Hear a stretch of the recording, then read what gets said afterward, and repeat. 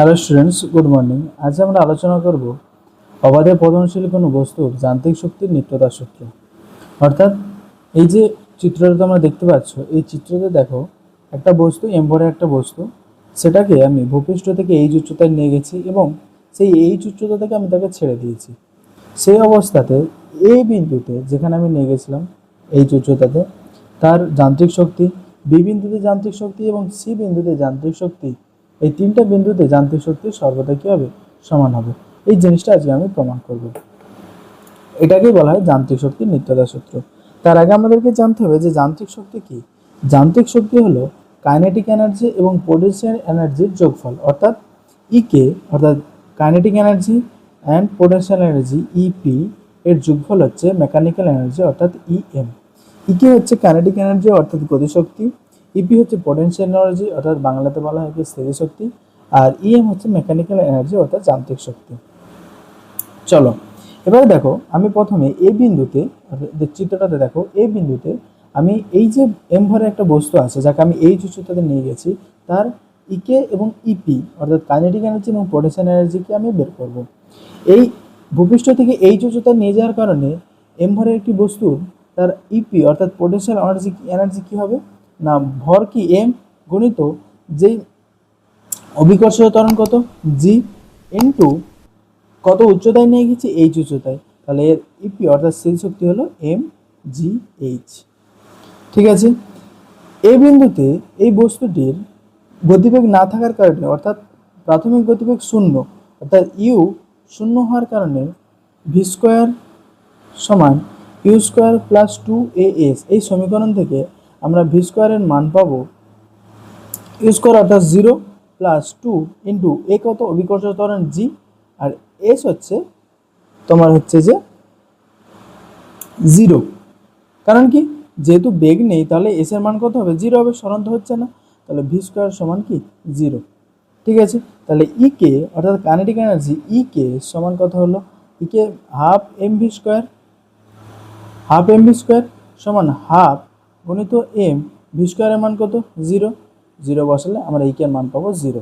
ঠিক আছে, তাহলে এই বিন্দুতে দেখো, এটা আমি সবটা এই বিন্দুতে বের করছি, তাহলে এই বিন্দুতে তার ইএম এর মান কত হবে? অর্থাৎ মেকানিক্যাল এনার্জি যান্ত্রিক শক্তি, তার মান কত হবে?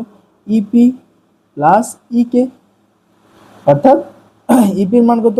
এমজিএইচ প্লাস ইকের মান কত? 0, সমান কি এমজিএইচ। বুঝতে পারলে? অর্থাৎ এই বিন্দুতে মেকানিক্যাল এনার্জি হলো কি এমজিএইচ। সেম একইভাবে আমরা বি বিন্দুতে মান বের করব।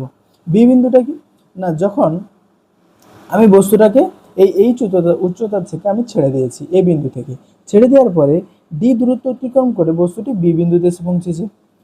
ডি দূরত্ব অতিক্রম করে বস্তুটি কি বি বিন্দুতে এসে পৌঁছেছে, অর্থাৎ ভূপৃষ্ঠ থেকে এই বস্তুটার উচ্চতা কত? আগে ছিল কি এইচ উচ্চতা, এখন কি হচ্ছে? ডি দূরত্ব অতিক্রম করার পরে এই বস্তুটা উচ্চতা কত হয়েছে? ভূপৃষ্ঠ থেকে উচ্চতা H minus D, H minus D, অর্থাৎ বি বিন্দুতে বস্তুটির পোটেনশিয়াল এনার্জি কী হবে? এম গুণিত জি, উচ্চতা কত? এইচ মাইনাস ডি, উচ্চতা কত? এইচ মাইনাস ডি, তাই না? তাহলে ইপি হবে M G H minus M G D. ঠিক আছে, কাইনেটিক এনার্জি কত হবে? আচ্ছা, কাইনেটিক এনার্জি বের করানোর আগে আমরা দেখব যে ভি স্কোয়ার মান বের করাতে হবে। তাহলে ভি স্কোয়ার সমান ইউ স্কোয়ার প্লাস 2as। ঠিক আছে, ভি স্কোয়ার সমান কি, ইউ এর মান কি ছিল প্রাথমিক অবস্থায়? ইউ এর মান 0, তাহলে ইউ সমান 0 প্লাস 2 ইন্টু এর মান কত? জি, ইন্টু এস এর মান কত? দূরত্ব কতটা অতিক্রম করেছে? চিত্রতে দেখো দূরত্ব কতটা অতিক্রম করেছে, এ বিন্দু থেকে বি বিন্দু দূরত্ব কত? ডি দূরত্ব, তাহলে এস এর মান অর্থাৎ সরণ কত হবে? ডি। তাহলে ভি স্কোয়ার সমান কত হলো? 2GD। ঠিক আছে, তাহলে এখান থেকে আমরা কাইনেটিক এনার্জি কত পাবো? হাফ এম ভি স্কোয়ার সমান হাফ গুণিত এম গুণিত ভি স্কোয়ারের মান কত? 2GD, 2GD, 2 কেটে গেল, তাহলে ইকের মান দাঁড়ালো MGD। অর্থাৎ ইপি এর মান আমরা পেয়ে গেছি আর ইকের মান আমরা পেয়ে গেছি। এরপর আমরা ইএম এর মান বের করবো, অর্থাৎ যান্ত্রিক শক্তির মান বের করবো। এবার দেখো ইএম সমান কি ইকে প্লাস ইপি, ইকের মান আমরা কত পেয়েছি আগে? MGD, তাহলে এম জি ডি প্লাস ইপির মান কত M G H minus M G D. ঠিক আছে, তাহলে এখানে দেখো plus M G D minus M G D কেটে যাবে, পাবো কত এম জি এইচ। অর্থাৎ বি বিন্দুতেও ইএম অর্থাৎ মেকানিক্যাল এনার্জির মান কত পাচ্ছি আমরা এম জি এইচ। এবারে সি বিন্দুতে, সি বিন্দুটা কি না, সি বিন্দুটা হচ্ছে না ভূপৃষ্ঠের একদম কাছে। চিত্র দেখলে আমরা বুঝতে পারবো যে সি বিন্দুটা কি ভূপৃষ্ঠের একদম কাছে। দেখো যখন বস্তুটি ভূপৃষ্ঠের একদম কাছে অবস্থান করতে, অর্থাৎ বস্তুটি কতটা দূরত্ব অতিক্রম করে এসছে এইচ দূরত্ব, আমরা এইচ উচ্চতার বস্তুটাকে তুলেছিলাম, তাহলে বস্তুটি কি এইচ দূরত্ব অতিক্রম করে নিচে নামছে। তাহলে এখানে এমজিএইচ মান কত, অর্থাৎ পটেনশিয়াল এনার্জির মান কত, স্থিতিশক্তির মান কত হবে 0। কারণ কি এখান থেকে ভূপৃষ্ঠের কাছাকাছি অবস্থান করছে, মানে কি আমরা বলতে পারি তো যে প্রায় ভূপৃষ্ঠের। তাহলে এখানে এইচ এর মান কত হবে, তাহলে পটেনশিয়াল এনার্জির মান কত হবে, দেখো ইপি এর মান হবে এম জি এইচ, এইচ এর মান কত 0, কারণ ভূপৃষ্ঠ যদি এটা হয় ভূপৃষ্ঠের খুব কাছে বস্তুটা অবস্থান করছে, উচ্চতাটা কি আমরা নিয়ারেস্ট জিরোকে ধরে নিচ্ছি। তাহলে এম জি এইচ এর মান 0 হলে পুরো সমীকরণটা অর্থাৎ ইপি এর মান কত হবে 0। ঠিক আছে, এরপরে দেখো এই অবস্থাতে ভি স্কোয়ার সমান কত you square plus 2as, you এর মান কত ছিল 0 প্লাস 2 এর মান কত জি।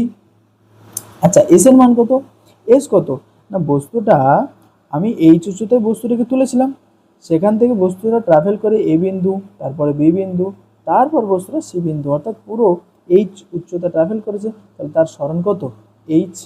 তাহলে ভি স্কোয়ার সমান কত হলো 2জি এইচ। তাহলে ভি স্কোয়ার যদি 2জি এইচ হয়, তাহলে কাইনেটিক এনার্জি ইকে এর মান কত, ইকে সমান হবে হাফ এম ভি স্কোয়ার। তাহলে হাফ এম ভি স্কোয়ারের মান কত 2gh, 2 কেটে গেল mgh, কাইনেটিক এনার্জির মান কত পাচ্ছি আমরা গতিশক্তির মান mgh। আচ্ছা মেকানিক্যাল এনার্জি মানে কত, ইএম সমান কি ইপি প্লাস ইকে, ইপির মান কত সি বিন্দুতে ইপির মান 0, তাহলে 0 প্লাস ইকের মান কত mgh, mgh সমান কি mgh। এবারে দেখো আমি সি বিন্দুতে আমি মেকানিক্যাল এনার্জির মান পেলাম কি mgh, বি বিন্দুতেও আমি মেকানিক্যাল এনার্জির মান পেলাম কি mgh, এবং এ বিন্দুতে যেখানে বস্তুটিকে আমি তুলেছিলাম এই উচ্চতায় এই বিন্দুতে আমি সেখানে মেকানিক্যাল এনার্জির মান পেলাম কি mgh। অর্থাৎ বস্তুটি অবাধে পতনশীল অবস্থাতে প্রত্যেকটা বিন্দু এ বিন্দু বলো বি বিন্দু বলো সি বিন্দু বলো প্রত্যেকটা বিন্দুতে যান্ত্রিক শক্তির মান কি আছে ধ্রুবক আছে। এটাই হচ্ছে যান্ত্রিক শক্তির নিত্যতা সূত্র। ঠিক আছে, আজকে এই পর্যন্ত। ভিডিওটি ভালো লেগে থাকলে তোমরা চ্যানেলটিকে সাবস্ক্রাইব করবে এবং এরকম আরও ভিডিও পাওয়ার জন্য তোমরা আমাদের কমেন্ট বক্সে জানিয়ে রাখো যে কোন টপিকে তোমাদের 9-10 কোন টপিকে তোমাদের অসুবিধা হচ্ছে, সেই টপিকটা শর্ট করে আমি তোমাদেরকে আলোচনা করে দেবো।